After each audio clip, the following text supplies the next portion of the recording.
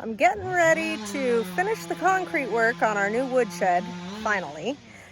And I'm in need of some concrete forms, but I'm all out of the pieces that we used for the concrete forms for the house. They've been repurposed and broken and stuff like that over the couple of years. Gosh, three years it's been since we did that. And so I need to come up with an alternate plan that's going to be kind of quick and dirty. When we painted the house, we wound up buying a bunch of 2-gallon containers of this primer.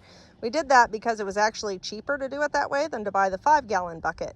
And now these are going to be fabulous concrete forms. I'm setting this up here against kind of a backdrop so it doesn't walk around too much on me. Of course, ideally you have a more stable workspace than this. But my fingers are plenty of distance from harm's way here. And I'm going to take my saw and I'm just going to cut off the bottom ½ inch or inch or so that the bucket is no longer a bucket, but a sleeve. Safety glasses on, very important.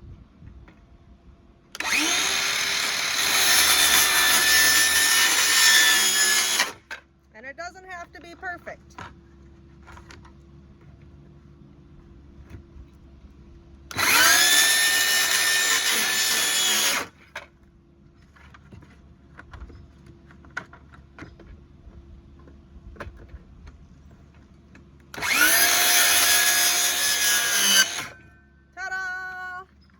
No longer a bucket.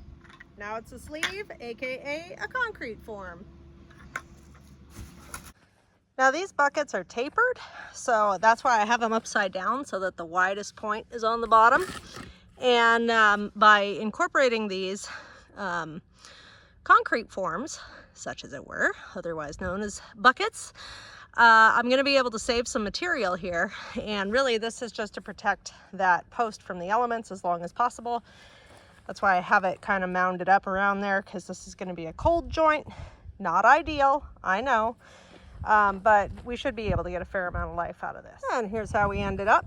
So I have actually left this to set for a little while, and little by little I'm raising my bucket up and just kind of keeping it loose because I don't want to leave these forms on there. I've already taken this one off, and the concrete is nice and firm. It should be just fine. And by doing this now it allows me to kind of play with the top a little bit. Smooth it out.